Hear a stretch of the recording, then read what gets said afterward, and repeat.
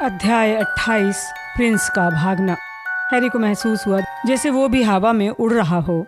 ये नहीं हो सकता था। स्नैप ने कहा, चलो जल्दी। उसने मैल्फॉय का कॉलर पकड़ा, उसे दरवाजे से सबसे पहले ज़बरदस्ती निकाल दिया। स्नैप के पीछे पीछे ग्रे, बैक और मोटे भाई बहन निकल गए जो रोमांच से हाँफ रहे थे। हैरी को एहसास हुआ वो दोबारा हिल सकता है। अब वो दीवार से शरीर बंधन शाप के कारण नहीं बल्कि दहशत और सदमे के कारण टिका हुआ था। उसने अदृश्य चोगे को एक तरफ फेंक दिया जब क्रूर चेहरे वाला प्राणी दरवाजे में सबसे आखिर में निकल रहा था। पूर्ण शरीर बंधन। प्राणभक्षी इस तरह झुका जैसे किसी ठोस चीज़ ने उसकी पीठ पर वार कर दिया हो। वो मोम के सख्त गुड्डे की तरह ज़मीन पर गिर गया। वो ज़मीन से टकराया ही था कि हैरी उसे लांघ गया। अंधेरी सीढ़ियों पर भागने लगा। दहशत हैरी के दिल को चीर रही थी। उसे स्नैप को पकड़ना था, डंबलडोर के पास पहुंचना था। न जाने क्यों ये दोनों चीज़ें जुड़ी हुई थी। अगर वो दोनों को साथ ला पाता तो ऐसा नहीं होता, डंबलडोर नहीं मरते। उसने घुमावदार सीढ़ियों के आखिरी 10 पायदान एक छलांग में पार किए, छड़ी उठाकर रुक गया। आधी छत गिर गई थी, सामने लड़ाई चल रही थी। लेकिन जब वो इस बात का पता लगाने की कोशिश कर रहा था कौन किससे लड़ रहा था, तभी एक दुष्ट आवाज़ सुनाई दी, काम पूरा हो गया है, चलने का समय हो गया है। उसने स्नैप को गलियारे के दूर वाले छोर पर मुड़ते देखा। स्नैप और मैल्फॉय बिना खरोंच के लड़ाई के बीच से निकलने में कामयाब हो गए। जब हैरी उनके पीछे भागा तो एक लड़ने वाले ने खुद को अपने प्रतिद्वंदी से आज़ाद किया, उसकी तरफ आ गया। ये नरभेड़िया था। हैरी अपनी छड़ी उठा पाए इसके पहले वो उसके ऊपर आ गया। हैरी पीछे की तरफ गिर गया। गंदे उलझे बाल उसके चेहरे पर आ गए। उसके गले पर गर्म लोभी सांस पड़ रही थी। पूर्ण शरीर बंधन। हैरी को ग्रे बैक खुद पर गिरता महसूस हुआ। उसने कोशिश करके नरभेड़िए को दूर हटाया, फर्श पर गिरा दिया। जब एक हरी रोशनी की लहर उसकी तरफ उड़ती हुई आई, उसने गोता लगा दिया। उसका पैर फर्श पर किसी मोटी और फिसलन भरी चीज़ से टकराया। वो लड़खड़ा गया। वहाँ पर खून के तालाब में 2 शरीर पड़े हुए थे। कौन था देखने का समय नहीं था। हैरी को अब अपने सामने लाल बाल लपटों की तरह उड़ते हुए दिख रहे थे। जिन्हीं छोटे प्राणभक्षी एमिकस के साथ लड़ रही थी जो उस पर मंत्र मार रहा था। एमिकस खिलखिला रहा था, खेल का आनंद ले रहा था। पीड़ितो, पीड़ितो, तुम हमेशा तो नहीं नाच सकती लड़की। बाधितो, हैरी चिल्लाया। उसका मंत्र एमिकस के सीने पर लगा। वो दर्द से सुअर की तरह चिंघाड़ा। उसके पैर हवा में उठकर पीछे वाली दीवार से टकरा गए। वो टकरा कर फिसला और रॉन, प्रोफेसर मैगोनिकल और ल्यूपिन के पीछे ओझल हो गया जो एक एक प्राणभक्षी से लड़ रहे थे। हैरी ने देखा उसके पीछे टोंग से सुनहरे बालों वाले एक ऊंचे पूरे जादूगर से लड़ रही थी जो सभी दिशाओं में शाप मार रहा था। हैरी, तुम कहाँ से आ रहे हो? जिनी चिल्लाई, लेकिन जवाब देने का समय नहीं था। हैरी सिर नीचे करके आगे की तरफ भाग रहा था। वो विस्फोट से बाल बाल बचा जो उसके सिर के ऊपर हुआ था। स्नैप नहीं भाग पाएगा, वो स्नैप को पकड़ लेगा। ये लो, प्रोफेसर मैगोनिकल चिल्लाई और हैरी को महिला प्राणभक्षी एलेक्टो की झलक दिखी जो अपने सिर पर हाथ रखकर गलियारे में भाग रही थी। उसका भाई उसके ठीक पीछे था। हैरी उनके पीछे लपका, लेकिन उसका पैर किसी चीज़ में उलझ गया। वो अगले ही पल किसी के पैरों पर गिर पड़ा। उसे नेविल का पीला गोल चेहरा फर्श पर टिका दिखा। नेविल, तुम ठीक हो? मैं ठीक हूँ। हैरी, स्नैप और मैल्फॉय भाग गए। मैं जानता हूँ, मैं उन्हीं के पीछे जा रहा हूँ, हैरी ने कहा। फर्श से एक मंत्र सुनहरे बालों वाले ऊंचे भूरे प्राणी को मारा जो सबसे ज़्यादा हंगामा मचा रहा था। जब मंत्र उसके चेहरे से टकराया तो दर्द भरी आवाज़ निकाली। लड़खड़ाता हुआ भाई बहन के पीछे भागा। उसने पीछे से आती धमाकों की आवाज़ को नज़रअंदाज किया और हैरी उठकर गलियारे में भागने लगा। बाकी लोग उसे लौटने के लिए आवाज़ लगा रहे थे, उसने नहीं सुना। उसने ज़मीन पर गिरे शरीरों पर ध्यान नहीं दिया जिनकी किस्मत का उसे अब तक पता नहीं था। वो एक मोड़ पर मुड़ा और फिसल गया।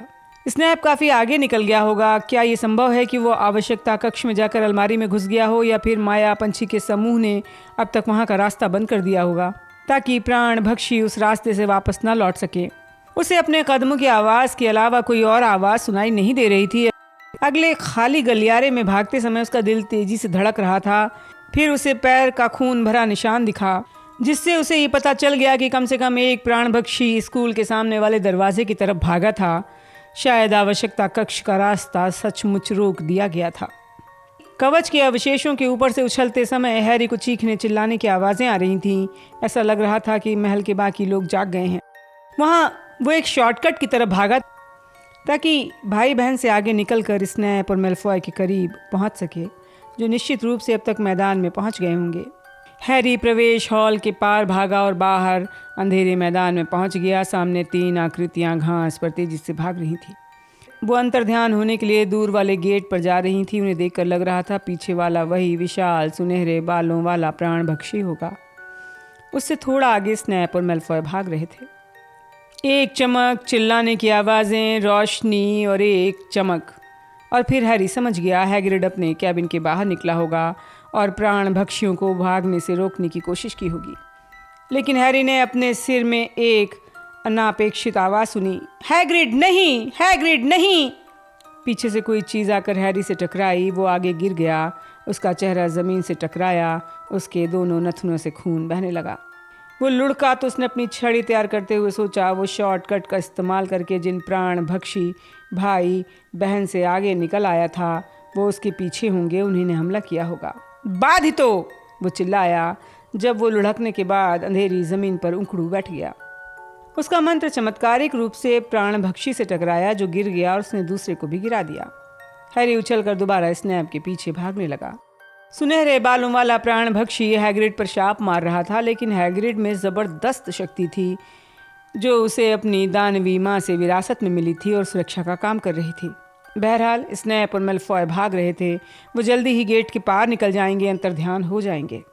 हैरी हैग्रिड और सुनहरे बालों वाले प्राणभक्षी के पास से भागा।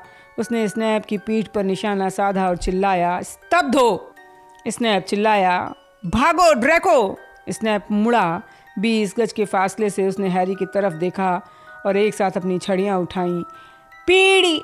लेकिन स्नैप ने उस शाप को रोक दिया। हैरी दोबारा उठकर खड़ा हुआ, उस विशाल प्राणभक्षी के पीछे चिल्लाया, अग्निकांडो। हैरी ने एक विस्फोटक धमाका सुना। एक नारंगी रोशनी उन सब पर फैल गई। हैरी जब दोबारा उठकर खड़ा हुआ लेकिन स्नैप ने शाप को रोक दिया। हैरी शाप को पूरा करने से पहले ही पीछे फेंका गया। हैरी दोबारा उठकर खड़ा हुआ जब विशाल प्राणभक्षी उसके पीछे चिल्लाया, अग्निकांडो। हैरी ने एक विस्फोटक धमाका सुना और नारंगी रोशनी फैल गई। हैग्रिड के कैबिन में आग लग गई। हैग्रिड गरजा, दुष्ट कहीं के, अंदर फैंग है, पीड़ी। हैरी दूसरी बार चिल्लाया और नाचती आग की रोशनी में चमकती सामने वाली आकृति पर निशाना लगाया, लेकिन स्नैप ने फिर मंत्र रोक दिया। अक्षम्य शाप तुम नहीं दे सकते पॉटर। स्नैप लपटों, हैग्रिड की चीखों और फंसे हुए फैंग की कू कू की आवाज़ के ऊपर से चिल्लाया, तुम में ना तो हिम्मत है और ना ही क्षमता। लड़ो डरपोक कहीं के, लड़ो। हैरी स्नैप पर चिल्लाया, डरपोक? तुमने मुझे क्या कहा पॉटर? तुम्हारे डैडी तो अपने 3 साथियों के बिना मुझ पर हमला नहीं करते थे, तुम उन्हें जाने क्या कहोगे। स्तब एक बार फिर रोक दिया और फिर रोक दूंगा जब तक तुम अपना मुंह और दिमाग बंद रखना नहीं सीखोगे पॉटर। एक बार फिर शाप को मोड़ दिया, अब चलो। उसने हैरी के पीछे वाले ऊंचे पूरे प्राणभक्षी से चिल्लाकर कहा, चलो इससे पहले कि मंत्रालय आ जाए। बाद ही, लेकिन इससे पहले कि वो मंत्र पूरा कर पाए हैरी को काफ़ी दर्द होने लगा। वो घास पर लुढ़क गया। कोई चीख रहा था, कोई यातना से मर रहा था। स्नैप उसे मौत या पागल होने तक तड़पाता रहेगा। नहीं! स्नैप की आवाज़ गरजी। दर्द उतनी ही अचानक रुक गया जितना अचानक शुरू हुआ था। उसे स्नैप के चिल्लाने की आवाज़ सुनाई दी, क्या तुम आदेश भूल गए हो जो हमें मिले थे? पॉटर शैतानी शहंशाह का शिकार है। हैरी को अपने नीचे की ज़मीन कांपती हुई महसूस हुई जब प्राणभक्षी भाई बहन और ऊंचे पूरे प्राणभक्षी ने स्नैप के आदेश का पालन किया। वो सब गेट की तरफ भागने लगे। हैरी के मुंह से गुस्से में एक अस्पष्ट चीख निकली।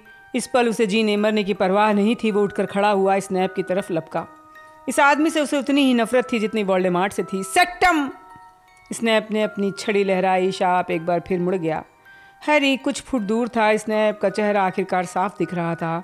स्नैप व्यंग से मुस्कुरा नहीं रहा था, उसका चेहरा आग बबूला था। अपनी एकाग्रता की सारी शक्ति बटोर कर हैरी ने सोचा, आकाश गा नहीं पॉटर। स्नैप चीखा, जोरदार धमाका हुआ, हैरी पीछे की तरफ उड़ गया। इस बार उसकी छड़ी उसके हाथ से उड़ गई। उसे हैग्रिड के चिल्लाने और फैंग के भूंकने की आवाज़ें सुनाई दे रही थी। जब स्नैप करीब आकर उसे देखने लगा तो बिना छड़ी के डम्बलडोर जितना ही असुरक्षित था। स्नैप का पीला चेहरा कैबिन की लपटों में चमक रहा था। इस वक्त उतनी ही नफरत उसके चेहरे पर थी जितनी डम्बलडोर को शाप देते समय थी। तुम मेरे ही मंत्रों का प्रयोग मेरे खिलाफ करने की जुर्रत कर रहे हो पॉटर। इनकी खोज मैंने की थी, मैंने, हाफ ब्लड प्रिंस ने। तुम मेरे आविष्कार मेरे खिलाफ आजमा रहे हो अपने डैडी की तरह। मुझे ये बात पसंद नहीं आई। हैरी ने छड़ी उठाने के लिए छलांग लगाई। इसने अपने छड़ी पर मंत्र मारा। वो अंधेरे में दूर जाकर ओझल हो गई। तो मुझे मार डालो, हैरी ने हाफते हुए कहा। उसके मन में डर नहीं था, सिर्फ गुस्सा और सिर्फ नफरत थी। मुझे भी उसी तरह मार डालो जिस तरह तुमने डम्बलडोर को मारा, डरपोक कहीं के। मुझे डरपोक मत कहो, स्नैप चीखा। उसका चेहरा अचानक पागलों जैसा वहशी हो गया, जिसे उसे उतना ही कष्ट हो रहा हो जितना कि दर्द से चिल्लाते कुत्ते को जलते हुए घर में हो रहा था। इसने अपने हवा में छड़ी लहराई। हैरी को महसूस हुआ कोई गर्म चीज़ उसके चेहरे से टकराई और वो ज़मीन पर पीछे की तरफ गिर गया। फिर उसे अपने ऊपर पंखों की आवाज़ सुनाई दी। किसी विशाल चीज़ ने सितारों को ढक लिया था। बगबीक ने स्नैप पर हमला कर दिया था। स्नैप पीछे की तरफ लड़खड़ा गया जब उस पर ब्लेड जैसे नुकीले पंजे पड़े।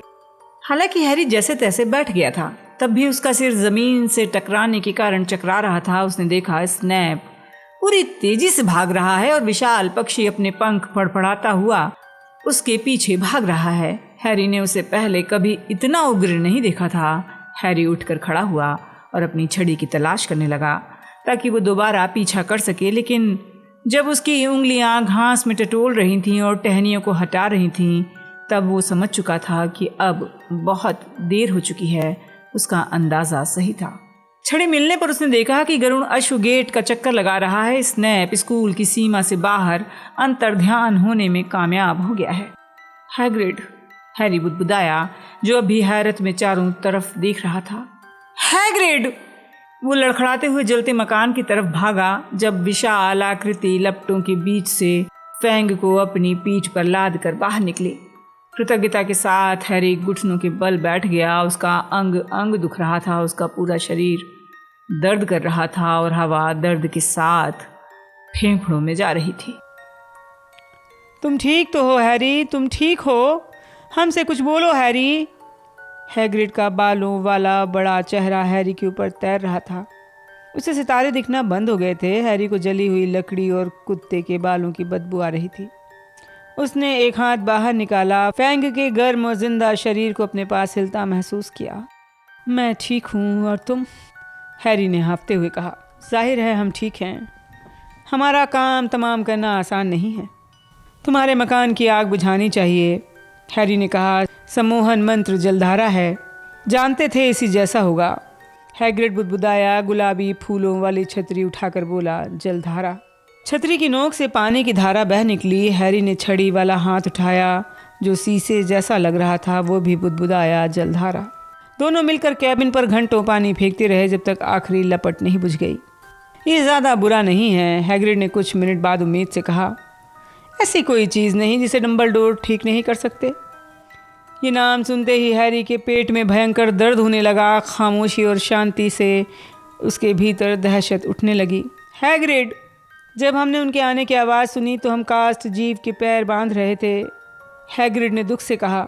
वो बेचारे जलकर मर गए होंगे। हैग्रिड, क्या हुआ था हैरी? हमने तो बस उन प्राण भक्षियों को महल से भागते देखा, लेकिन स्नैप उनके साथ क्या कर रहे थे? कहाँ गया है? क्या वो उनका पीछा कर रहा है? हैग्रिड, वो हत्यारा है। हैरी ने अपना गला साफ किया। गला दहशत और धुएं के कारण सूख गया था। हत्यारा? तुम क्या बोल रहे हो हैरी? स्नैप ने हत्या की? डम्बलडोर, स्नैप ने डम्बलडोर की हत्या की। हैग्रिड उसकी तरफ देखता रहा। उसका चेहरा बिल्कुल सपाट था, जैसे उसकी समझ में कुछ ना आ रहा हो। Dumbledore Harry? वो मर चुके हैं। स्नैप ने उन्हें मार डाला। मूर्ख मत बनो हैरी। स्नैप डम्बलडोर को कैसे मार सकता है? ऐसा मत कहो। तुम ऐसा क्यों कह रहे हो? मैंने अपनी आंखों से देखा है। तुम ऐसा कैसे देख सकते हो? मैंने इसे देखा है हैग्रिड। हैग्रिड ने सिर हिलाया। उसके चेहरे पर अविश्वास था, लेकिन वो हैरी को सहानुभूति से देख रहा था। वो जानता था हैग्रिड सोच रहा होगा कि हैरी के सिर पर कोई चोट लग गई है जिससे वो दुविधाग्रस्त हो गया है। यह किसी मंत्र का प्रभाव होगा। देखो, ये हुआ होगा कि डंबलडोर ने स्नैप को प्राण भक्षियों के साथ जाने को कहा होगा। हमें लगता है उसे अपना छलावा कायम रखना होगा। देखो, हम स्कूल ले चलते हैं। चलो हैरी। हैरी ने बहस करने या समझाने की कोशिश नहीं की। हैग्रिड को ये बात जल्दी ही पता चल जाएगी, बहुत जल्दी। महल की तरफ कदम बढ़ाते समय हैरी ने देखा बहुत सी खिड़कियां रोशन हो गई थीं। हॉगवर्ट्स के ऊपर मौत का निशान चमक रहा है। कोई न कोई निश्चित रूप से मर गया है। बलूत की लकड़ी के सामने वाला दरवाज़ा खुला हुआ था। उसमें से रोशनी बाहर निकलकर ड्राइव और लॉन पर जा रही थी। ड्रेसिंग गाउन पहने विद्यार्थी सीढ़ियों से झांक रहे थे। वो घबराकर उन प्राण भक्षियों को देखने की कोशिश कर रहे थे जो रात के अंधेरे में खो गए थे। बहरहाल हैरी की आंखें सबसे ऊंची वाली मीनार के नीचे की ज़मीन पर टिकी हुई थी। उसने कल्पना की कि उसे वहाँ पर घास में कोई काली गुड़ी मुड़ी चीज़ दिख रही थी। हालांकि सच तो ये था कि वो इतनी दूर से इस तरह की कोई चीज़ नहीं देख सकता था। जब उसने बिना कुछ कहे उस जगह की तरफ घूरा जहाँ उसके हिसाब से डंबलडोर का शरीर पड़ा होना चाहिए था, तो उसने लोगों को उधर जाते देखा। हैग्रिड और हैरी महल के सामने की तरफ जाने लगे। फैंग उनके ठीक पीछे चल रहा था। हैग्रिड बोला, वो लोग क्या देख रहे हैं? वो क्या है जो घास में पड़ा है? अब हैग्रिड खगोल शास्त्र की मीनार के नीचे की तरफ जा रहा था जहाँ छुटपुट भीड़ जमा हो गई थी। देखो हैरी, मीनार के ठीक नीचे जहाँ पर निशान है। ओह, तुम्हें ये तो नहीं लगता कि कोई गिर गया है? हैग्रिड खामोश हो गया। निश्चित रूप से ये विचार इतना भयंकर था कि इसे जोर से बोलना ठीक नहीं था। हैरी उसके साथ चलता रहा। उसके चेहरे और पैरों में दर्द हो रहा था। जहाँ पिछले आधे घंटे में कई मंत्र पड़े थे, वो इसे विरक्त ढंग से महसूस कर रहा था, जैसे उसके करीब का कोई व्यक्ति उस दर्द को झेल रहा हो जो असली था, जिससे नहीं बचा जा सकता था। वो उसके सीने का खिंचाव था। वो और हैग्रिड किसी सपने में चलते रहे। बुदबुदाती भीड़ के बीच से होते हुए सबसे आगे पहुंच गए जहां अवाक विद्यार्थियों और टीचर्स ने जगह छोड़ दी। हैरी ने हैग्रिड की दर्द और सदमे से भरी कराह सुनी, लेकिन वो रुका नहीं। वो आगे की तरफ धीरे धीरे चलता रहा जब तक कि उस जगह नहीं पहुंच गया जहां डंबलडोर पड़े हुए थे। वो उन पर झुक गया। हैरी ने उसी पल से उम्मीद छोड़ दी थी जिस पल से डंबलडोर का उस पर डाला गया शरीर बंधन शाप हट गया था। वो जानता था ये तभी हट सकता था जब इसे डालने वाला मर गया हो, लेकिन उन्हें यहाँ इस तरह पड़े देखने के लिए वो मानसिक रूप से तैयार नहीं था। दुनिया के सबसे बड़े जादूगर को जिनसे हैरी कभी मिला था। डंबलडोर की आंखें बंद थी। उनके हाथ और पैर के कोण अजीब थे, वरना ऐसा भी लग सकता था जैसे वो सो रहे हों। हैरी ने मुड़ी हुई नाक के ऊपर आधे चांद के आकार के चश्मे को सीधा किया और अपनी आस्तीन से उनके मुंह से बहती खून की धारा को पोंछा, और फिर उसने उनके बूढ़े चेहरे को निहारा और इस विकराल और अबूझ सत्य को समझने की कोशिश की कि डंबलडोर फिर कभी उससे बात नहीं कर पाएंगे। अब वो कभी उसकी मदद नहीं कर पाएंगे। भीड़ हैरी के पीछे बुदबुदा रही थी। काफ़ी देर बाद उसे एहसास हुआ उसका पैर किसी सख्त चीज़ पर रखा हुआ है। घंटों पहले जिस लॉकेट को चुराने में उन्होंने कामयाबी पाई थी वो डंबलडोर की जेब से गिर गया था। ये शायद ज़मीन से ज़ोर से टकराने के कारण खुल गया था। हालांकि हैरी अब और सदमा या दहशत या दुख महसूस नहीं कर सकता था, लेकिन उसे उठाते ही हैरी समझ गया था कोई चीज़ गड़बड़ थी। उसने लॉकेट अपने हाथ में घुमाया। ये स्मृति पात्र में देखे गए लॉकेट जितना बड़ा नहीं था, ना ही इस पर नाग शक्ति का एस का निशान बना था। इसके भीतर मुड़े हुए चर्मपत्र के अलावा कुछ नहीं था, जो उस जगह पर कसकर फंसा हुआ था जहां तस्वीर रहनी चाहिए। वो क्या कर रहा है ये सोचे समझे बिना हैरी ने चर्मपत्र के टुकड़े को बाहर निकाल लिया, उसे खोला। उसने चर्मपत्र को कई छड़ियों की रोशनी में पढ़ा जो अब उसके पीछे जल चुकी थी। शैतानी शहंशाह को। मैं जानता हूँ तुम इसे पढ़ोगे, लेकिन उससे पहले मैं मर जाऊँगा। लेकिन मैं चाहता हूँ कि तुम्हें ये पता चल जाए मैंने तुम्हारे रहस्य को खोजा था। मैंने असली होरक्रक्स चुरा लिया है और इसे मैं जल्दी ही नष्ट करने वाला हूँ। मैं इस आशा में मौत को गले लगा रहा हूँ कि जब तुम अपनी टक्कर के व्यक्ति से मिलो तो एक बार फिर नश्वर बन जाओ। RAB। हैरी संदेश का मतलब नहीं समझ पाया और न ही उसे इस बात की परवाह थी। एक ही चीज़ महत्वपूर्ण थी, ये असली होर्क्रक्स नहीं था। डंबलडोर ने उस भयंकर काढ़े को पीकर खुद को बेकार ही कमज़ोर कर लिया था। हैरी ने चर्मपत्र अपने हाथ में मरोड़ा। उसकी आंखें आंसुओं से जलने लगी। उसके पीछे फैंग रोने लगा।